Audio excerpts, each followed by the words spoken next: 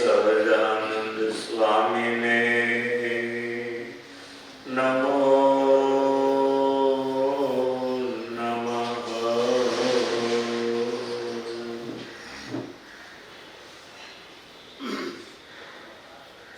બોલો સ્વામિનારાયણ ભગવાન કી જય.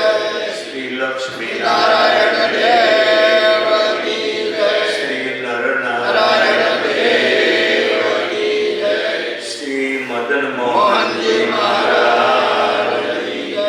શ્રી રાધારમણ દેવ કી જય. શ્રી ગોપીનાથજી મહારાજ કી જય. શ્રી વિઘ્ન વિનાયક દેવ ભંજન દેવ કી જય.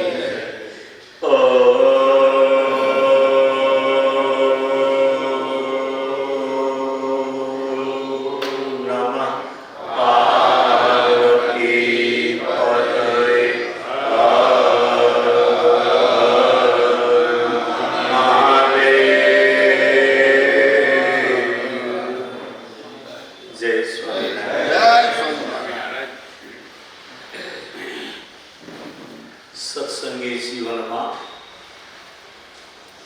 શતાનંદ સ્વામીએ ભગવાનનું મંગલાચરણ કર્યું છે. તો મંગલાચરણ આખ્યા કરીએ તો ધનુર્માસ આપણો નીકળી જાય, એટલે આખી રાત પથારી સાફ કરીએ તો હોવાનું ક્યાં. પણ થોડું કહી દઉં કે શતાનંદ સ્વામીએ મંગલાચરણ કર્યું ને, નરનારાયણ દેવ જ્યારે ગંગાએ સ્નાન કરવા જાય એ પહેલા ઋષિ મુનિઓ ભગવાનને જવાના રસ્તાની બે બાજુ લાઈનમાં ઉભા રહે. નરનારાયણ દેવ ગંગાએ સ્નાન કરવા જાય, બે બાજુ ઋષિ મુનિઓ ઉભા રહે અને ભગવાનને વંદન કરે. ભગવાન ગંગાએ સ્નાન કરવા જાય. નરનારાયણ દેવને યાદ કરીને આવું મંગલાચરણ કરે અને પછી પાછા પરોક્ષમાંથી પ્રગટ ઉપર આવે કે સંતોની હારમાળ હોય, વચ્ચે મહારાજ ચાલ્યા જતા હો, સંતો હાથ જોડીને વંદન કરતા હો અને મહારાજ ધીમે ધીમે નીચું ગજ ગતિ ચાલી જતા હો. ગજ ગતિ ચાલ એટલે ખબર પડે, હાથી આમ ધીરે ધીરે આમ પગ ભરીને હાલે. મહારાજની હાલી એવી ચેષ્ટા તમે જ્ઞાન સ્વામીએ બનાવેલી, એમાં બે પ્રકારની એક્શનો આવે છે. એક ગજગતિ ચાલની અને એક ઉતાવળી ચાલની. આ જૂના સંતો જાણકારી વાળા હોય કે આવું બધું ગોઠવે, આપણને એમાંથી કંઈક શીખવા મળે. બે બાજુ સંતોની હારમાળ હોય, વચ્ચે મહારાજ જતા હોય, પાછળ મૂળજી બ્રહ્મચારી હાલતા હોય.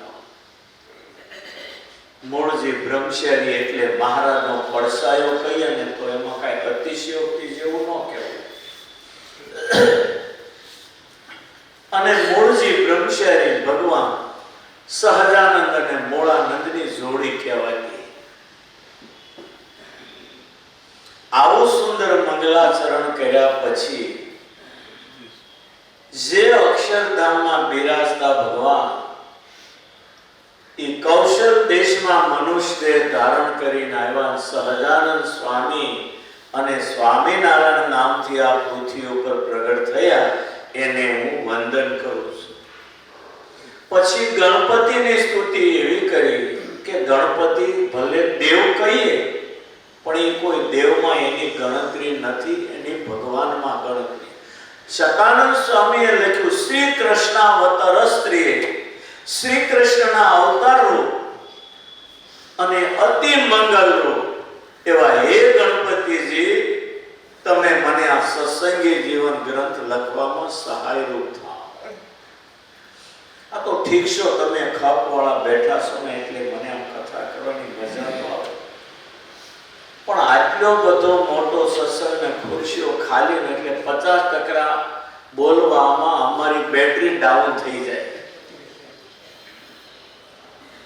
તમને ગારી ભાવતી હોય પણ જમીન પછી બેહા જાય પછી કે આવું ગારી ખાઓ તો તમારી બેટરી 50% ડાઉન થાય કે ન થાય? આ અમારે એવું છે. આમ કોઠી સડતી ન હોય, 5 મરદને ઊભા રાખો અને કોઠી સડાવે, આમ સડતી ન હોય ને ઉપર, પણ 100 બૈરાને ઊભા રાખો એટલે આ પુરુષો કેટલા બળવાળા, ઓલાનો ઓટોમેટિક બળાવે કોઠીઓ સડી જાય. વાહ વાહ કેનારા પાસે હોવા જોઈએ. જીવને માનનું એટલી ભૂખ છે ને, રોટલાની ભૂખથી તો ભૂખ પૂરી થાય પણ માન ગમે એટલું મળે માણસ ધરાતો જ નથી. સ્વામિનારાયણ ભગવાન કેટલા કરુણાનિધિ.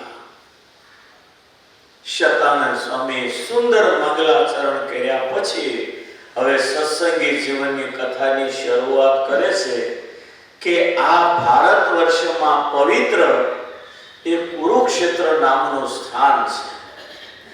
કુરુક્ષેત્ર શબ્દથી ગીતાજીની શરૂ થાય, ગીતાજીની શરૂઆત થાય કુરુક્ષેત્ર શબ્દથી, અને સત્સંગી જીવનની શરૂઆત પણ કુરુક્ષેત્ર શબ્દથી થાય. આ ભારતમાં પવિત્ર કુરુક્ષેત્ર નામે તીર્થ છે. આ સત્સંગીજીનો પ્રારંભ અને ગીતાનો પ્રારંભ પહેલા અધ્યાયનો પહેલો શ્લોક, ધર્મ ક્ષેત્રે કુરુક્ષેત્રે સમવિતાયુયોત્સવ. ધર્મ ભૂમિ એવી કુરુક્ષેત્ર. ઓલો આંધળો હતો ને ધૃતરાષ્ટ્ર, ભારતીય લડાઈ જ્યારે મંડાણ થઈ ગયા હતા સામ સામે સેનાઓના, અને દુંદુભીને રણશિંગાઓ જ્યારે વાગવા માંડ્યા, એ વખતે આંધળો કૌરવોનો બાપ મહેલમાં એકલો બેઠો હતો. એની આગળ એનો સારથી સંજય બેઠો હતો. સંજયને વ્યાસ ભગવાનના આશીર્વાદથી એવી દિવ્ય દ્રષ્ટિ હતી કે ઘરમાં બેઠો હોય તો કુરુક્ષેત્રમાં હું થાય છે ને બધું બેઠા બેઠા એને દેખાતું. એટલે આંધળો ધૃતરાષ્ટ્ર સંજયને પૂછે છે કે હે સંજય, મારા અને પાંડુના પુત્રો કુરુક્ષેત્રમાં શું કરે છે? ત્યારે સંજય જવાબ આપે છે, ધર્મભૂમિ કુરુક્ષેત્રમાં એક બાજુ તારા 100 કૌરવો, એક બાજુ 5 પાંડવો, સેનાઓ સામ સામે ગોઠવાઈ ગઈ છે. બળવાન યોદ્ધાઓ બે પક્ષના એની ગણતરી અને એના નામ આપ્યા છે. ભીમકર્મા વૃકોદર, પાંડવોના પક્ષમાં ભીમ છે અને જનુન ચડ્યું છે એને, અને જેની અંદર વૃક નામનો અગ્નિ રહ્યો એટલે વધારે એને જનુન છે. ધર્મ ક્ષેત્રે કુરુક્ષેત્રે સમવેતા યુયુત્સવ. ધર્મભૂમિ કુરુક્ષેત્રની અંદર મારા અને પાંડુના પુત્રોએ શું કહ્યું? આ પ્રશ્ન પહેલો કર્યો છે આંધળા ધૃતરાષ્ટ્રે, અને પછી સંજય એનો જવાબ આપે.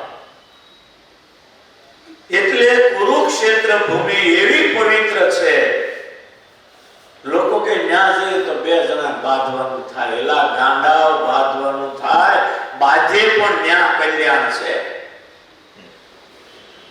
કુરુક્ષેત્રમાં ભારતીય લડાઈનું જ્યારે આયોજન થયું ને, મીટિંગ બેઠી પાંડવો કૌરવોની, એમાં દ્વારકાધીશ મીટિંગમાં બેઠેલા, યુદ્ધનું જ્યારે ફાઇનલ થયું ત્યારે નક્કી કર્યું કે હવે આપણે યુદ્ધ કઈ જગ્યાએ કરવું. ત્યારે કોઈ કે પાણીપતનું, કોઈ કે ફલાણું, બધા મેદાનો નક્કી કરે, પણ છેલ્લે દ્વારકાધીશે એમ કહ્યું કે હાડા મરવાના તો છે બધા, પણ એવી જગ્યાએ મારી મળે અને સ્વર્ગ મળે અને જીવે અને પૃથ્વીનું રાજ મળે, એકેને હલકું ન થવું જોઈએ. ત્યારે દ્વારકાધીશે કહ્યું કુરુક્ષેત્રમાં જે મળશે એ સ્વર્ગે જીવતા રહેશે, આ પૃથ્વીનું શાસન ભોગવશે. કૌરવો ગયા સ્વર્ગમાં, પાંડવોને પૃથ્વીનું રાજ હક નહોતું ને ભગવાન અપાવી દીધું. હવે આ કુરુક્ષેત્રમાં શતાનંદ સ્વામી એવું કહે છે કે આ પવિત્ર કુરુક્ષેત્રની ભૂમિમાં સુરત મુનિનો જન્મ થયો છે. સુરત મુનિ એટલે શતાનંદ સ્વામીના શિષ્ય, અને સ્વામિનારાયણ ભગવાને પોતે દીક્ષા આપી અને શતાનંદ સ્વામીને ત્યાં શિષ્ય તરીકે મૂકે. હવે ક્યાં કુરુક્ષેત્ર ને ક્યાં ગુજરાત. પણ આપણા સંત મંડળો એ વખતે સત્સંગ માટે ઠેઠ મારવાડ સુધી, અનાળી દેશ જે લખનઉ કહેવાય, યુપીની રાજધાની અનાળી દેશ, ન્યા સુધી આપણા સંતોના મંડળો ગયેલા. જે વ્યાખ્યાન સ્વામી ગયેલા અને પેલા વણિકને કરોડના દેણામાંથી મુકાવીને જીવતો રાખ્યો. જે ભક્ત ચિંતામણીના 131માં પ્રકરણના કથા. અનાળી દેશ કહેવાય છે લખનઉ, મારવાડ, ઉદયપુર ને એ બાજુ. ત્યાં આપણા સંતના મંડળો જતા. જગન્નાથપુરી સુધી આપણા સંત મંડળો સત્સંગ કરાવવા ગયા. આજે ગાડીઓની વ્યવસ્થા, કરોડોની સંસ્થા, કોઈને ત્યાં સત્સંગ કરાવવા જવાનો ટાઈમ નથી. ઠીક છે, યાત્રાએ જઈએ આપણે. ઈ વખતના નંદો ટાટિયા તોડી ક્યાં ક્યાં પહોંચ્યા, કલ્પના તો. ઈ નંદોના દાખલાના પૂર્ણ પ્રતાપે અમારે તમારે ઘી કેળાની લીલા લહેર છે. બાકી આપણે સંપ્રદાયની સેવા કરીએ છીએ એમાં કાંઈ માલ નથી. આ તો ગદમાંથી પૂણી કાત્યા જેવું છે. પણ હળદર ને ગાંઠીએ ગાંધી થઈ આપણે સત્સંગમાં મોટેરા થઈ ફરીએ છીએ. બાકી નંદોનો તમે દાખલો જુઓ, નથી ટાઈમે પાણી મળતું, નથી ખાવાનું મળતું. જંગલોમાં હાલ્યા જાય, ચંપલ તૂટી ગયા હોય તો ત્યાં મોસી રિપેરિંગ કરનારો નથી. કેટલી વાર ઉઘાડે પગે ફરતા. એનું શું થયું છે આનો કોઈ દિવસ તમને વિચાર આવે છે? ઠીક છે, ભગવાન અને 500 સંતો દયાના સાગર હતા. આપણા જીવના ગુનાહનું નહોતા જોતા, એટલે આપણી બધી રોટલી આજે શેકાય છે. કેવો દાખલો, કેવો દાખલો. એક સંત મંડળ કુરુક્ષેત્ર સુધી પહોંચ્યું અને ન્યાય કે ધર્મના સ્થાનમાં ભગવાનની વાતો કરતા છે. ન્યા જન્મેલા સુરત, મૂળ નામનો તો સંપ્રદાયમાં ક્યાંય ઉલ્લેખ નથી. સુરત મુનિનું પહેલાનું નામ સ્વરૂપાન સ્વામી તો દીક્ષા પછી, સુરત મુનિ ઉલામનું નામ. આપણામાં નથી સાધુ નામ બે નામ પડતા, કહેવાય નહીં. 50 સાધુ નામની મને ખબર, બીજા નામ ઉપનામ છે એને કહીએ. પણ ત્યાં સુધી આપણા નંદો ગયેલા ભગવાનની વાતો કરીને એટલે સ્વરૂપાને સુરત મુનિ સાંભળે એટલે સંતના મંડળમાં જોડાય, ગઢડા આવ્યા, મહારાજને ગયના એને દીક્ષા આપી, સ્વરૂપાનંદ સ્વામી નામ પાડ્યું અને ગુલામનું નામ સુરત મુનિ. અમે આફ્રિકા ગયા ત્યારે બધા નામ પાડ્યા હતા. અમને મોટા સ્વામી કે 5-4 સાધુ, 3 સાધુ, અને ઓલો કંડારીવાળા ઘનશ્યામ એ ડોગો સ્વામી કે. એની ભાષામાં નાના સ્વામીને ડોગો સ્વામી કહે. ત્યાં 3 મહિના અમને નામ પાડી દીધા ડોગો સ્વામી. એ હાવ નાના એટલે ડોગો સ્વામી કે. એમ ઘણાયના ઉપનામ હોય. અમારે વડતાલમાં ઘણાય સંતોના ઘણાયના ગરડામાં બધે ઉપનામ હોય. થોડા અંદરો અંદર આનંદનો આનંદ હોય ને એમાં એકબીજાના નામ પાડે. તમારામાં નથી હોતા ઘણા, પણ એક આનંદનો માહોલ કહેવાય, વાંધો નહીં એનો. એમ સુરત મુનિ એ નામ ગુલામનું છે. જેમ લોધની અંદર નીલકંઠ વર્ણી હતા એ બધાને બહુ વાલા લાગતા, અતિશય વાલા લાગે. હવે તમે વિચાર કરો, બરોબર 18 વર્ષનો એ ધરમદેવનો છોકરો, અને એક તો પાછો રૂપાળો તો હતો, તમને બધાને ખબર છે. એમાં 7 વર્ષનું તપ ભેળ્યું એટલે તપ તેજ અને ભગવાનના 3 ભેગું થાય ત્યારે કેટલો રૂપાળો છે તમે કલ્પના કરો જરા. આપણે ઘણી વાર બોલીએ કોટી કામદેવને લજા પ્રમાણે એવા, ભગવાન કેવા કોટી કામદેવને લજા પ્રમાણે એવા. પેલા પણ કોટી કામદેવ એટલે હું ઇતરા વિચાર કરો. તમે સારામાં સારો દીકરો કે દીકરી રૂપાળી જુઓ, એવી 1 લાખ દીકરા દીકરીઓ ભેળી કરો ને બધાયનું રૂપ ભેળું કરીને એકમાં નાખો તો એ કેટલા રૂપાળા હોય નક્કી કરો.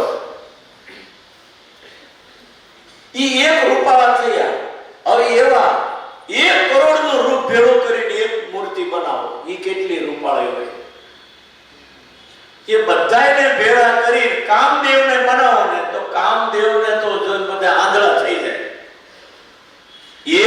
કરોડ કામદેવને શરમાવે એવું મહારાજનું રૂપ હતું. નંદોએ અનુભવ્યું ને સાચું હતું એ જ લખ્યું છે, દેખાવનું નહીં. આ તો આપણને કોટી કામદેવને શરમાવી મૂર્તિ દેખાણી નથી ને એટલે આપણે દાંડા મારીએ. બાકી જો એકવાર દર્શન દીધા તો બધાયની ડગલી ખાઈ જાય આમાંથી. લ્યો, કારણ કે ભગવાન એવા રૂપાળા. હાજર નંદો ગોપાળાન સ્વામી મુક્તાન સ્વામી કેવા. સ્વામિનારાયણ ભગવાન પછી ભગવાનપણાનો બીજો નંબર મળે એટલા સમર્થ. ઈ એના વચને લોટ ખાય, ધૂળમાં પડ્યા રે, કંતાનો પહેરે, લોકોની ગાળો ખાય. એને કેટલો મહિમા સમજાયો હશે, કેટલું એમાં હેત હશે. હેત વગર કોઈ દિવસ કોઈની વાત મનાતી નથી. એ ભગવાનમાં કેટલું હેત છે તમે કલ્પના કરો. ગોપાળાનંદ સ્વામી એટલે કરોડો બ્રહ્માંડોનું સંચાલન કરે. બ્રહ્મા વિષ્ણુ મહેશ તો આ બ્રહ્માંડના પટેલિયા, એ બ્રહ્માંડનું સંચાલન. ગોપાળાનંદ સ્વામી કરોડો બ્રહ્માંડોનું સંચાલન એક જગ્યાએ બેઠા થકા પુરુષોત્તમ નારાયણની જેમ સંચાલન કરે. અને ઈ જો ઈ ભગવાનના ગુલામ થઈને રહેતા હોય તો એને કેટલો એનો મહિમા સમજાય છે એ કલ્પના કરો. આપણી તો ક્યાંય ગણતરી થાય એમ જ નથી. આપણે હાવ બધા અમે તમે છે ને આમ જોઈએ ને તો વાસ્તવિક આપણે બધા ગામડામાં ખપી એવા છીએ હકીકત. બાકી પુરુષોત્તમ નારાયણ જેને ઓળખાયા એને સંસાર છોડો એક જ મિનિટ થાય. અમે હોય તમે હોય આપણે જે બહુ કાચા છીએ ને એટલે બે ટાઈમ ખાઈ ખાતર બનાવી સંપ્રદાયમાં મજા કરીએ છીએ. બાકી પુરુષોત્તમ નારાયણ ઈ જો એકવાર ઓળખાઈ જાય એટલે આપણું મગજ જ આખું સંસારને કામનું ન રહે, આખું ઓપરેશન થઈ જાય. મોટા મોટા નંદોના જીવન તમે જુઓ. બ્રહ્માનંદ સ્વામી લાડુ બારોટ કેટલી નામના દુનિયામાં મોટી હતી, બુદ્ધિ કામ ન કરે. મોટા મોટા રજવાડા બાજુમાં સોફા નાખીને લાડુ બારોટને બેસાડે અને થાળ ભરી ભરી સોનાના દાગીના ભેટ કરે. અને એ રજવાડા વાળા માને મારી બાજુમાં બારોટ લાડુ બારોટ બેસે તો મારી વેલ્યુ વધે. આટલી એની ઇમ્પ્રેશન પડનારી એ દુનિયાને લાત મારી સ્વામિનારાયણના સાધુ થાય અને એના વચર કંતાનો પહેરે. મહારાજે પ્રકરણ ફેરવી 1.5-2 મીટરના ટુકડા આપે બધાને. હવે બધા સાધુ કંતાન પહેરવાના, બધાને ફીટ આવે. પણ બ્રહ્માનંદ સ્વામીનું વજન બહુ વધારે, કોઠી જેવા. હવે એ અડધું શરીર ઢકાય 1.5 મીટરથી. તે દિન બની હાથ જોડીને બોલે, મહારાજ મને કંતાનો મોટો ટુકડો આપશો, મારે શરીર ઢકાય એટલો આપો ને. હવે કેટલા એને પુરુષોત્તમ નારાયણને ઓળખ્યા છે. અને હકીકત છે આપણને નથી સમજાયા એટલે આ બધી ઉપાધિ છે. એ સ્વામિનારાયણ ભગવાન જેવા ઓળખવા જોઈએ જે ઓળખાઈ જાય ને તો ભલે કળિયુગનો બાપ હોય આપણે દીવાના બની જઈએ. અમે તમે હજી ગજમાંથી પૂણી નથી કાઢી, ઠીક છે, તમે અમારા વખાણ કરો ને અમે તમારા વખાણ કરીએ, આપણું બધું કોકરું હાલે છે આમ. બાકી સ્વામિનારાયણ ભગવાન કોણ હતા, એ નંદો કોણ હતા, એ બુદ્ધિ બહારની બધી વાત. પરોક્ષમાં અવતારોએ કામ કર્યા છે ને એવા તો સ્વામિનારાયણ સંપ્રદાયમાં 500 સાધુમાં છેલ્લા નંબરના સાધુ કામ કરે એટલા સમર્થ હતા. બીજા ભગવાન કહીએ તો ના નહીં. અને ભગવાન જેવા જ હતા પણ ભગવાન પોતાની મરજી પ્રમાણે કરે. અને નંદો ભગવાનની મરજી હોય તો કરે, નહીતર એનાથી ફળીનો ટુકડો ઊંચો ન થાય. જેવા ઓળખવા જોઈએ એવા એ 500 નર સંતોએ ઓળખ્યા હતા. અને એટલે એના વચન ઉપર કંતાનો પહેરી લોટના ગોળા ખાઈને ગામડે ગામડે ફરતા લોકોની ગાળો ખાતા. હા, બધું એકલા બેસો ત્યારે વિચારવા જેવું છે. આમનામ જિંદગી વેડફાઈને કાલે પૂરી થઈ જશે. છેલ્લી વાર ઓલો જવાબ માંગશે ત્યારે હું કે સત્સંગ તો સત્સંગ છે. દુનિયા ભગવાનના વખાણ કરે, ભગવાન પોતે સત્સંગના વખાણ કરે. રામાયણમાં રામે શબરી આગળ સત્સંગના વખાણ કર્યા. ભાગવતમાં દ્વારકાધીશે ઉદ્ધવની આગળ એકાદશ સ્કંદમાં સત્સંગના વખાણ કર્યા. અને સ્વામિનારાયણ ભગવાને ગુજરાત, સૌરાષ્ટ્ર, કચ્છ, કાઠિયાવાડના શહેરે શહેરે, ગામડે ગામડે, નેહડે નેહડે અને ઘર ઘર સુધી જઈ અને સત્સંગનો મહિમા ગાયો છે. અને પોતે બોલ્યા છે કે હું જેવો સત્સંગે વશ થાવ એવો દુનિયાના કોઈ સાધન નહીં. વ્રત, તપ, દાન, યોગ, યાગ, તીર્થ, યજ્ઞ ઇત્યાદિ કે કરીને હું નહીં વશ થતો, એવો કેવળ એક સત્સંગે કરીને હું વશ થાઉં છું. આ કેટલી મોટી વાત, તમે કલ્પના તો કરો. અને એટલે સત્સંગ કરે નહીં, ભગવાનને બહુ ગમે છે. અને સ્વભાવ જે નથી સુધરતા એ છેલ્લું પગથિયું છે. જો સુધરવો હોય તો સત્સંગમાં સુધરે, બાકી કયો પછી સ્વભાવ સુધારવાનું છેલ્લું પગથિયું સત્સંગ. જો અહીંયા સ્વભાવ સુધરે તો ભલે, બાકી મરી જાય ત્યાં સુધી બીજે જન્મે પણ ન સુધરે. આ સ્વામિનારાયણ ભગવાનનો સિદ્ધાંત. સ્વામિનારાયણ ભગવાન રાતના 3 વાગે ઉઠીને સંતોની સભાઓ કરી સત્સંગ કરતા. પ્રથમનું 18મું વચનામૃત વાંચો. રાતના કેટલા વાગે સભા કરી વિચાર કરો. હું એને કુંવારો રહેતો હતો. પોતાના ભક્તોમાં કસર ન રહે એવી મહત્વની વાતો સમજાવી મોનાની લગડી જેવા બનાવે અને પછી એ સત્સંગમાં ફરે તો પાપીઓને પણ સંત જેવા બનાવી. એટલા માટે મહારાજે રાતના 2:30 વાગે સભાઓ કરી, 3 વાગે સભા કરી. તમે વાંચો પ્રથમનો 18. રાત્રિ પાછલી પહોર એક બાકી હતો. છેલ્લી પહોર કઈ કહેવાય? રાતના 3 થી 6 વાગ્યા સુધી એક પહોર થાય. 3 કલાકની એક પહોર. 24 કલાકના કેટલું કહેવાય? 8 પહોર. 8 તેરી 24 કલાકની 8 પહોર થાય. એટલે 3 કલાકની એક પહોર અને રાતની પાછલી પહોર બાકી હતી. એટલે છે પાછલી 4 રાતની પહોર હોય, સાંજના 6 થી સવારના 6 સુધી 4 પહોર થાય. રાતના 3 વાગે 3 પહોર પૂરી થાય. 6 થી પહોર બાકી હતી. 3 થી 6 ની એ પહોર બાકી હતી ત્યારે એટલે 2:30 વાગે મહારાજે ગરડામાં સભા કરેલી છે લોકો. અને કેવી કેવી વાતો કરી. એમાં તમે ઘરે જઈને થોડુંક આમ પડથારો ઉપોદ્ઘાત પ્રકરણ તો આગળનું વાંચ્યું અડધા પાના. રાત્રે પાછલી પહોર બાકી હતી ત્યારે સભા કરી. પછી કે મુક્ત કેમ થવાય? 4 વેદ, 6 શાસ્ત્ર, 18 પુરાણ, ભારતાદિક ઇતિહાસ એને ભણવે કરીને, એને સાંભળવે કરીને પણ મુક્ત ન થવાય. ઈ વાતો તમને કહું કેમ મુક્ત થવાય. કેવી વાત કરી. દુનિયાના વેદો તમે વિખી થાકી જાઓ, જિંદગી પૂરી કરો તોય ન મળે. ઈ વાત ફક્ત 18મા વચનામૃતમાં છે. પછી પરમ તથા સત્સંગીને તેડાવ્યા. ઘણીવાર સુધી તો પોતે વિચારી રહ્યા. આ કરોડો બ્રહ્માંડના ધણીને ઘણીવાર વિચારવું પડે. આ પ્રશ્ન કેવો હશે તમે કલ્પના કરો. ઘણીવાર સુધી પોતે વિચારી રહ્યા. નહીતર એને વિચારવાનું આવે ખરું. ઘણીવાર સુધી તો પોતે વિચારી રહ્યા. પછી બોલ્યા છે એક વાત કહું તે સાંભળો.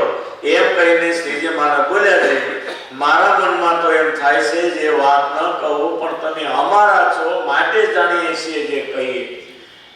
આ મોટો ભગવાન એને આપણને એના માન્યા, એ જ મોટી વાત છે. એને આપણને એના માન્યા, એટલી વાતમાં આપણે દુનિયા જીતી ગયા. પણ જો મનાય તો તમે અમારા છો માટે જાણીએ છીએ જે કહીએ છીએ. અને આ વાત છે તેને સમજીને તે પ્રમાણે વર્તે તે જ મુક્ત થાય છે.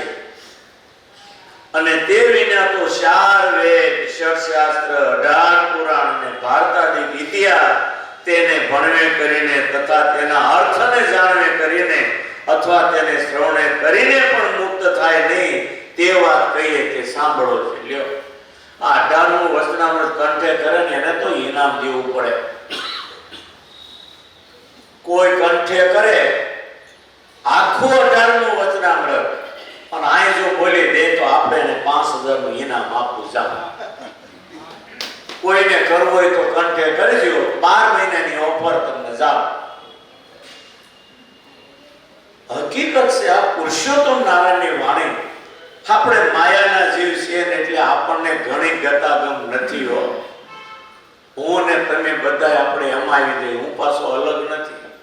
આ તો ઠીક છે તમને હેત એટલે ગુરુ ગુરુ કરો ગાડું અમારું તમારું હાલ્યા કરે, પણ હકીકતમાં આપણે હજી ગજમાંથી કોઈએ પૂણી કાપી નથી. શ્રીજી મહારાજ કેટલા મોટા, કેટલા મોટા. એકલા બેસી ક્યારેક વિચારીએ ત્યારે રડવું આવી જાય. અરે આટલો બધો મોટો ભગવાન, અરે આપણે એના સત્સંગી થયા, આપણે એના સાધુ થયા. ભલે છેલ્લા નંબરનો ગાંડો સાધુ ગણાવ, પણ મારો સ્વામિનારાયણનો તો ખરો જ નહીં. આ નાની વાત લાગે તો મોદીના સંપલ હાચવનારો, મોજા હાચવનારો માણસ એ તમને સામાન્ય લાગે છે? કરોડપતિ હાથ જોડે તો એ મોજા સંપલ હાચવનારને ઈ ન મળી શકે. ભલે મોદીના સંપલ હાચવનારો હોય, પણ મોટો ઉદ્યોગપતિ મળો તો એ ન મળી શકે. એની મોટમ છે મોદીનો માણસ. મને ઘણી વાર વિચારે, હું હાવ સાચું કહું, અંતરે ભોળો માનો જે માનો મારે કોઈ વાંધો નથી, પણ હું સાચી વાત કહું કે હું જ્યારે સાધુ નહોતો થયો અને તમારી પંક્તિમાં હતો ને હીરા ગસ્તો ત્યારે રોજ બપોરે રામપુરા મંદિરે જતો અને ત્યાં નળ હતો ત્યાં પાલો હાકળથી લટકીને પાણી પીતા. કલાક સુઈ જઈએ પછી ત્યાંથી પાણી પીને કારખાને જઈએ. 1 કલાક 1.5 કલાકનો લેવો શું કહેવાય, આ રજા પડે ને હા. તે પછી ત્યાં ભક્તિ કિશોર સ્વામી હતા, નંદ સ્વામીના ગુરુભાઈ. ઈ ત્યાં સભામાં જૂના સભામાં ભૂતા હોય પાડ્યું. બોલો પાલો લેવા જાય ખખડે ને, પાલો પડી જાય એટલે ખખડે એટલે ઓલા સ્વામી જાગી જાય એટલે એ પથારી નીચે લાકડી રાખે, ઉવા દેતા નથી. ઈ લાકડી લઈને ઘા કરે ને અમે જે ભાગીએ ઈ દરવાજા પર ઠેકડો મારી જઈએ ને તેથી ખબર નહોતી કે ભગવાન આ ચાલી મને એનો સાધુ કરશે, હું વડતાલનો સાધુ થઈશ અને અથાણાવાળા સ્વામીનો શિષ્ય થઈશ અને ભગવાન મને નિમિત્ત બનાવશે, વડતાલનું મંદિર હોનાનું થશે. એ મને તેથી કલ્પના નહોતી. આ સ્વામિનારાયણની દયા ક્યાંથી ક્યાં ખેંચીને આપણને મૂકી દીધા. આ ભગવાનની દયા નહીં ત્યારે બીજું છે. આપણા બધા એના પ્રારબ્ધમાં રોજ લાડવા લખ્યા અડદિયા. પણ આ જેતપુરમાં વરદાન માગીને એને જ્યારથી આપણો ભૂખ પરો લઈ લીધો ને આ ત્યારથી આપણે હરખું છે થાળી ઉપર. બાકી તો કોઈ મજૂરીએ ન બોલાવે, પણ થાળી ઉપર જે હરખું છે આપણે એ આ સ્વામિનારાયણ ભગવાનની દયા. અને ક્યારેક યાદ આવે ત્યારે હું તો એકલો રડું છું. આપણે માટે એને કેટલું કર્યું ક્યારે કલ્પના તો. મને પુલાશ્રમ બહુ યાદ આવે કે એનું આ જ કારણ. ઈ જોન્સનથી જ્યારે પુલાશ્રમ જઈએ ઈ ભેખડ્યો અને ઈ નદીના પટમાં જ્યારે જીપ જતી હોય પાણીના પ્રવાહમાં તણાઈ જશે જીપ આગળ અને એ ભેખડ્યો જ્યારે ચડે ત્યારે વરણી આગળ જતા હોય દેખાડ યાદ આવે. એમ થાય કે આપણો ભગવાન આ ભેખડ્યો ઉઘાડે પૈકી કેમ છેડ્યો હોય છે. 5-6 ભેખડ્યો આવે એવી એવી કે જીપ પણ આખું ગલોડિયો ખાઈ નીચે આવે ને એવા રસ્તા. એને ક્યાં કુંવારો રહેતો તો ભોળા બધા ધરમકુળને રડતું મૂકી નીકળી ગયો. કેટલા દુઃખી થયા. આપણે સમજીએ ભગવાનને દુઃખ ન હોય, પણ માણસનો દેહ ધરીને આવ્યો, આપણા જેવું દેહ ધર્યું એટલે આપણને દુઃખ પડે. મેને તો પડ્યું જ છે. તો આટલો સમર્થ આવા દુઃખને ઓઢે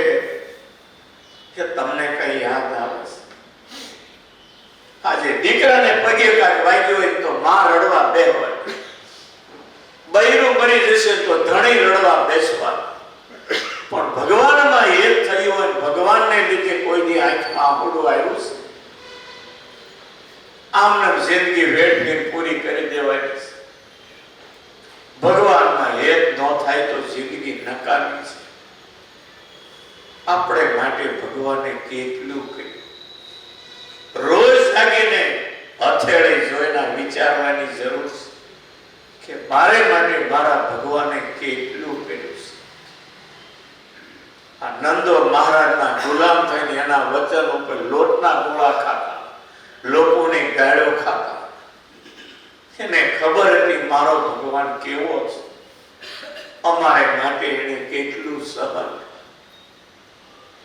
તમે વાતો નહીં સાંભળી હોય, નંદોને જયારે ગઢડાથી ગામડામાં મોકલતા, ગાળો દેતા, માર ખાતા, ખાતા એમાં ધૂળ નાખી જતા, તેથી મહારાજ એકલા પણ ગામડામાં જતા. સ્વામિનારાયણ ભગવાનને રોટલામાં ઝેર આપતા. કાંઈ ખાવાની વસ્તુઓ ઝેર નાખી સ્વામિનારાયણ ભગવાનને આપતા. સ્વામિનારાયણ ભગવાનની ઝેર પચાવેલા છે. તમે સત્સંગમાં વાંચો, ખબર કેવા કેવા તિરસ્કારો થયા છે. ગોપાળાનંદ સ્વામી દિવ્ય પુરુષ, બોટાદથી ગઢડા બાજુ જયારે ગોપાળાનંદ સ્વામી આવતા, વિશેષ સાધુ હારે હતા. અને નિયમ એવો હતો, જે સાધુમાં સાધુતા ન હોય તો પાંચ જે સંતનો વડીલ હોય ને, એવા ટૂંકની અંદર સાધુતાની ખામી વાળા ગાંડા ગેલા સાધુ કહેવાય. એને ગોપાળાનંદ સ્વામીની સેવામાં મૂકતા. સ્વામીની સેવા કરે તો એનામાં સારા ગુણ આવે. એવું 15-20 સાધુનું ટોળું હારે અને ગોપાળાનંદ સ્વામી બોટાદથી જતા હતા ગઢડા. અને જોટીગડા ગામના પાદરમાં વૈરાગીનું ટોળું સામે મળ્યું. જાણે જમની સેના હોય, અડબંગો, લંગોટા, દાઢીઓ, રુદ્રાક્ષની માળા, કોઈના હાથમાં ત્રિશૂળ ને કોઈના હાથમાં ભૂષંડી હોય. અને ટોળો આવતું સાધુને જોયા, આકડે મધ મળી ગયું. સ્વામિનારાયણના મૂંડિયા ગાયે ચડતા નહોતા. રસ્તાની બે બાજુ કાંટાની ઘાસીઓ હતી. બહુ ખેતી કરી હોય ને એને ઘાસીની ખબર હશે. પેલા ગાંડા બાવળો હોય ને, કાપી કાપી અને એના ઢગલા કરે, થોડા થોડા અંતર. અને એ હુકાઈ જાય પછી એને લોકો સુલામાં બાળવાનો ઉપયોગ કરે. એને કાંટાની ઘાસી, એમાંથી ઠોડા લઈ લેની વૈરાગ્ય ઉતરી પડ્યા સાધુ ઉપર. એટલો માર માર્યો, એટલો માર માર્યો, ઉતળી નાખ્યા, કપડા ફાડી નાખ્યા. ગોપાળાનંદ સ્વામીના કપડા ફાડી નાખ્યા. આખા શરીરે લોહીના ઉજળા અને શરીર લોહી લોહા. વડતાલમાં એક કૃષ્ણ કેશવદાસ શાસ્ત્રી હતા, બહુ જૂની પેઢીના, બહુ પવિત્ર હતા. અજવાળું થાય એ પેલા 100 માળાને ફેરવી નાખવાની અને નિયમ. મને ખબર નહોતી, પણ હું ઉમરેઠ કથા કરવા ગયો ત્યાં 7 દિવસ આવેલા. વહેલા ઉઠીને પ્રસાદીના સભામંડપ ઉપર વ્યા જાય, અંધારામાં બેઠા બેઠા સ્કૂલમાં માળા. એક દી મેં પૂછ્યું તા કે અજવાળું થાય ને પેલા 100 માળા ફેરવી. કાશીની અંદર ડોંગરે મહારાજની સાથે ભણેલા અને એના ગાઢ મિત્ર હતા. એને જો ડોંગરે મહારાજ ઊભા થઈ જતા, બથમાં લઈને મળતા. એને મેં એકવાર પ્રશ્ન કરેલો, તેથી મારી ઉંમર 20 વર્ષની. મેં કીધું, સ્વામી, નન સંતોને દુઃખ પડ્યાનું આપણે છે ને બધી સાંભળીએ છીએ, વાંચીએ છીએ, પણ ગુરુ ગોપાળાનંદ સ્વામીને કોઈએ દુઃખ દીધું હોય એવી વાતો ક્યાંય સંભળાતી. તો એ હું દુર્વાસાના શ્રાપમાંથી આમ અલગ હશે. ત્યારે મને એને આ વાત કહેલી. અને જોટીગડાને પાદરમાં ગામની બારીએ ઘાસીના ઠવડા લઈને જે વૈરાગ્યો માર્યા, કેટલાય શરીરમાં કાંટા ભાંગી ગયા. અને મારી બોલ્યા હસતા હસતા વૈયા ગયા. બધા સાધુને બહુ માર્યા. અને લોહી લોહાણ હાલતે જયારે ગઢડામાં આવે, મહારાજ એને ભેટીને મળ્યા. સંતો અજ્ઞાનીઓ તમને આટલો માર, તમે મારો ને તો કઈ નહીં, થોડો ભૂફાળો તો રાખતા. તેથી રડતા સંતોએ કહ્યું, મહારાજ અજ્ઞાની હોય તો અજ્ઞાન પડો, અસુર પડો ના બોલે તો અમે અમારી સાધુતા કેમ?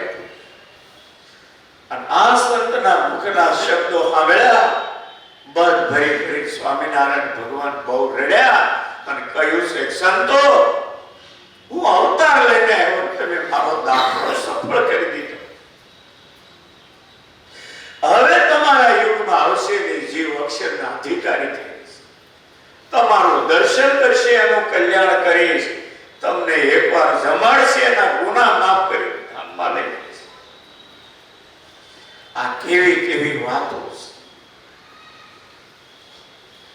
અને બધા સંતોના શરીરમાં વાગેલા કાંટા મહારાજે કઢાવ્યા છે, ભાંગી ગયેલા શરીરના કાંટા કઢાવ્યા. ગોપાળાનંદ સ્વામીએ રસ્તામાં ઘણા સંતોના શરીરમાંથી કાંટા કાઢી નાખેલા, પણ શિષ્યો ગોપાળાનંદ સ્વામીના શરીરમાંથી કાંટા કાઢે સ્વામીએ ન કાઢવા દીધા. એક સેમ્પલ તો સ્વામિનારાયણને દેખાડવું પડે. બધા સંતોના શરીરમાંથી વાગેલા કાંટા કાઢ્યા. શરીર તો કપડા ફાટી નાખા, લોહી લોહા. સ્વામિનારાયણ ભગવાન પાસે આવ્યા ત્યારે સંતો રડીને કહે છે, મહારાજ ગુરુ અમારા છે કાંટા નથી કાઢવા.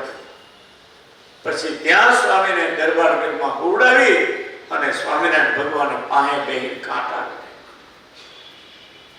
અને એ કાંટાને જોખ્યા 8 કે 18 તોલા કાંટા થયેલા. મહારાજે ત્રાજવા મંગાવી ત્યાં કાંટા જોખાયા. ગોપાળાનંદ સ્વામીના શરીરમાંથી 8 કે 18 તોલા, મને સ્વામીએ કીધું હતું 18 તોલા કાંટા કાઢ્યા. હવે જીવે આટલું વાગ્યું હોય, તમે વિચારો, આટલા કાંટા કાઢ્યા, હું કે આપણી તો કલ્પનામાં નથી આવતું. અને નંદો કોઈ ખોટું ન બોલે, એને આપણી પાસે હું લેવું તો ખોટું લખ. પણ મેં સ્વામીને કીધું ને કે ક્યાંય વાંચ્યું નથી, કે વાંચ્યું નથી, આ પરંપરા માની વૃદ્ધો પાસેથી આવું સાંભળ્યું છે. અમુક સંતોને એવી રીતે અસુરોએ મારી નાખ્યા છે, પૂછા કે તમને આ સભામાં કહેવાય. ઘરડા સંતોની વાતો સાંભળો, હદ વટાવી જાય એવી છે. સ્વામિનારાયણ ભગવાન કેટલા દયા, આપણે માટે કેટલા દુઃખ. 500 સંતો બધા આવા.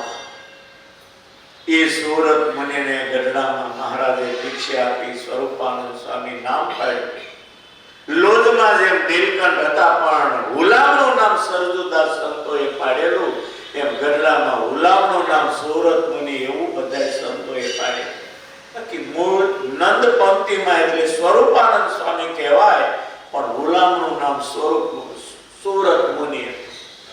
અને એ સુરત મુનિને ભગવાનમાં એટલું બધું હેત થયું કે ગોપીને આપણે ભૂલી જઈએ. એ સુરત મુનિ એને ભગવાનમાં એટલું બધું હેત થયું.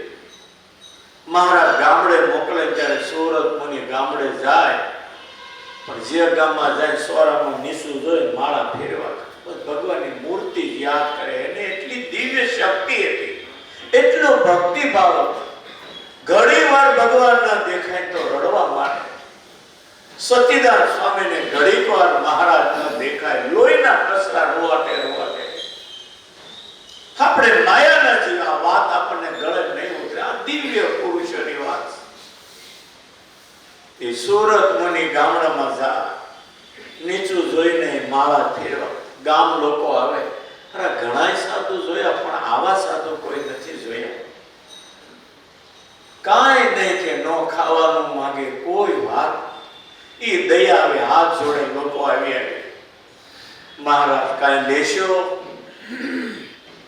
ઓલા પછી બ્રાહ્મણો દ્વારા ખીચડી અપાવે, જમે અને ભગવાનની મૂર્તિ થાય. લોકો કે અમારે તમારા સેવક થવું હોય તો, કારણ કે સ્વામિનારાયણ ભગવાન પ્રગટ થયા છે, એની કંઠી પહેરો, તમારું સારું થાય. કંઠીઓ બાંધે અને બહુ તેના દર્શનથી સત્સંગ થયો. અને પછી જયારે સંત મંડળો ગઢડા આવે ત્યારે બધાએ પૂછે કેવો સત્સંગ કરાયો, ભગવાન પૂછે ત્યારે બધાએ કંઠીઓ બાંધી હોય એની વાતો કરે.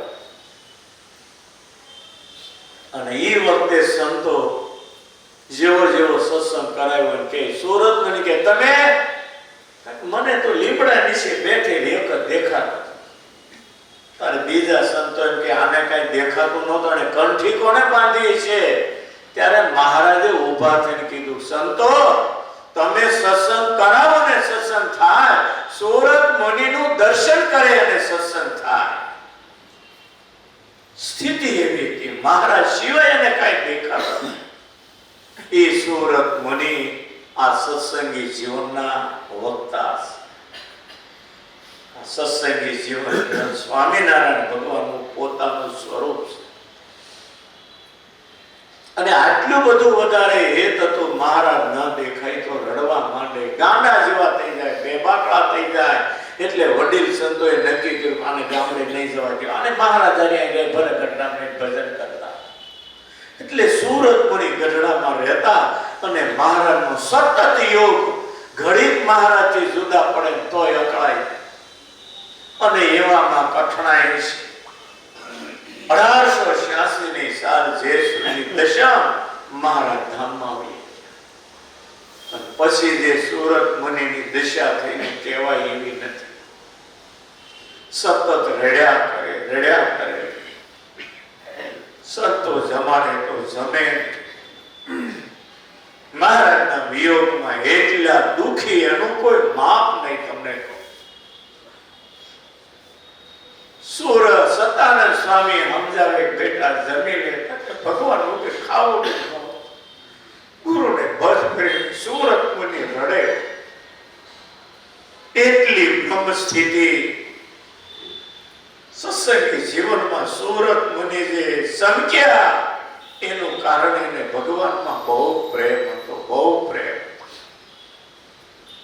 એટલું રડે, અક્ષર ઓળી જાય તો પગથિયામાં પડી જાય રડવા. મહારાજ યાદ દરબાર ગઢમાં જાય, લીમડા પાસે જાય, ભગવાન યાદ આવે, બેસી રડવા. સંતો સમજાવે, હાથ પકડીને એના આસને લઈ સતાનંદ સ્વામી પાસે. સતાનંદ સ્વામી ધીરજ આપે, સમજાવે, મારા વગર ગમતું નથી, મોકલો. રડ્યા જ કરે. લક્ષ્મી વાળી જાય, ન્યા રડવા. જ્યાં જ્યાં પ્રસાદીના સ્થળો, મહારાજની લીલા ભૂમિના સ્થળો જ્યાં જાય ને ત્યાં એકલા બેઠા રડ્યા. સતાનંદ સ્વામીને થયું આને હવે ધીરજ કેમ આવી? જે ગઢડાને મહારાજ સુખ આપનારા એ આજે દુઃખ દેનારા બની ગયા. કાદવ હોય ને એમાં કમળ ઉગે.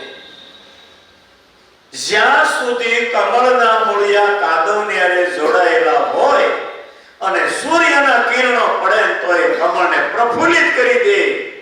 શું કરવા? સૂર્યના કિરણો એને પ્રફુલ્લિત એટલે કરે કે એના મૂળિયા કાદવની હારે જોડાયેલા છે એટલે. પણ એ સૂર્યના કિરણો જો કમળના મૂળિયા કાદવથી છૂટા પડે તો એ સૂર્યના કિરણો બાળીને એને ખાક કરી નાખે. જ્યાં સુધી સહજાનંદ સ્વામી ગઢપુરમાં હતા ત્યાં સુધી સુરત મુનિને સુખ ને સુખ સિવાય કઈ હતું. પણ સહજાનંદ સ્વામી ગયા, એનાથી મૂળિયા જુદા પડ્યા ને જે સુખ દેનારું ગઢડા જેમ સૂર્ય કિરણોને જેમ કમળને બાળી નાખે એમ એ ગઢડા આજે સુરત મુનિને દુઃખ દેનારું થઈ ગયું. સતાનંદ સ્વામી સમજાવે પણ એને ધીરજ ન હોય, કારણ કે કુદરતી હેત જ ભગવાનમાં એવું. અને ભગવાનમાં એ થાય પછી જિંદગીનું જે થવું હોય થાય, કોઈ ટેન્શન. એક વખત ભગવાનમાં એ થયું તમે દુનિયા જીતી. પછી લોકો ગાળો દે તોય ભલે, મારે તોય ભલે, અને ખીચડીમાં ધૂળ નાખે તો હું ફેર પડે. આ નંદોની સ્થિતિની વાત. આપણે તો માયાના છે. એવું એક ભગવાનમાં ન થાય. જિંદગી વેઠવીને પૂરી કરવાની છે. અને એ સુરત મુનિને શતાન સ્વામી બહુ સમજાવે, પણ જ્યારે એને ધીરજ ન મળે. શતાનંદ સ્વામી સુરત મુનિને કહ્યું, બેટા એ કામ તારે ભગવાનને રાજી કરવા હોય તો એક જ રસ્તો છે. ગામડે ગામડે ફરીને જીવોને ભગવાનની ઓળખાણ કરાવી. એમાં મહારાજનો બહુ મોટો રાજી. શતાનંદ સ્વામીને થયું અને ગામડે મોકલી દઉં ને તો થોડું ભૂલાય તો એનો શોક ઓછો થાય. અને શતાનંદ સ્વામી સમજાવીને કહ્યું, ગામડે ગામડે જે જીવોને ભગવાન ઓળખાવી, બેટા એમાં ભગવાનનો બહુ મોટો રાજીપો છે. સમજાવીને એને ગામડે મોકલ્યા. સુરત મુનિને વિચાર આવે, ઝાઝા મુમુક્ષો મને ક્યાં મળે? તો પોતે વિચાર કર્યો, ઝાઝા મુમુક્ષો તો તીર્થમાં મળે. કારણ કે ગોળ હોય ત્યાં માછલો આવે, પવિત્ર આત્મા તીર્થ હોય ત્યાં ભેગા થતા હોય છે. એટલે તીર્થોની લાઈન પકડી સુરત. ભારતના કેટલા તીર્થોમાં સુરત મુનિ એકલા ઉગાડે પગે ગયા. ચિત્રકૂટ ગયા, ઉજ્જૈન ગયા, હરિદ્વાર ગયા, રામેશ્વર ગયા, પ્રયાગરાજ ત્રિવેણી સંગમે ગયા, મથુરા ગયા, વૃંદાવન ગયા. ભારતના તીર્થોની અંદર વિચરણ કરતા કરતા ઠેઠ પૂર્વ ભારતના છે જગન્નાથપુરીની અંદર ગયા. ભગવાન જગન્નાથજીનું દર્શન કરે, સમુદ્રમાં 5 વખત સ્નાન કરે, 5 વખત મહાપૂજા થાય જગન્નાથ ભગવાનની આગળ. 5 વખત મહાપૂજાના દર્શનનો લાભ લે. અને મુમુક્ષુ મળે એની આગળ ભગવાનની વાતો કરે. જગન્નાથ ભગવાનના મંદિરની આગળ ચક્રતીર્થ નામનું એક પટાંગણ રેતીના પટમાં આજે પણ ત્યાં ચક્ર છે મોટું મંદિરની અંદર, જેને ચક્રતીર્થ કહેવાય. તેની ત્યાં ખુલ્લી જગ્યા પર ચક્ર હશે, તેથી શતાન સ્વામીએ લખ્યું ચક્રતીર્થમાં બેઠા. ન્યા સુરત મુનિ દર્ભને છાપડે રેતીના પટમાં નાખી અને ધ્યાન ભજન કરે. મુમુક્ષોના ટોળા ટોળા ખેંચાઈને આવે. પછી ધ્યાન પૂરું કરે, જાગે તો મુમુક્ષો બેઠા હોય એની આગળ ભગવાનના મહિમાની વાતો. હજારો લોકો આવે ને વાતો કરે, સાંભળે સાંભળે વયા જાય. કોઈ નવા આવે, જૂના વયા જાય, એ વાતો કર્યા. અને આમ સત્સંગ કાયમ કરે. જે મુમુક્ષ આવે ને ભગવાનના મહિમાની વાતો કહે. એવામાં ગુજરાતના અધિપતિ, ગુજરાત દેશના અધિપતિ એક પ્રતાપસિંહ કોઈ રાજા, જે ભાડેરના રાજા ગણાતા, અને એને અચાનક વૈરાગ થયો. રજવાડો છોડીને ભગવાન મેળવવા નીકળ્યા. તીર્થોમાં ફરતા ફરતા એ પણ ત્યાં આવીને બેઠા. અને સુરત મુનિ ભગવાનની વાતો કરી. બધાએ સાંભળે અને પ્રતાપસિંહ રાજા બેઠેલા એને વાતો સાંભળી. પછી પાછા એની રીતે વિખાય. પ્રતાપસિંહ રાજાએ નક્કી કર્યું કે હવે આ સંત એકલા હોય ત્યારે મળવું, અને આ ભવમાંથી મારો સંસારમાંથી છુટકારો કેમ થાય, ભગવાન કેમ મળે ની જાણવું. સ્વામી એકલા બેઠા ભજન કરે. આવી આવી મુમુક્ષો વયા. હવે બીજે દિવસે શું ઘટના બને છે એ આવતીકાલે આપણે જોશું કે હવે સુરત મુનિને પ્રતાપસિંહ રાજાનો મેળાપ શું થાય અને એમાંથી શું સત્સંગી જીવન કેવું આપણને મળે એ આપણે આવતીકાલે જોઈશું.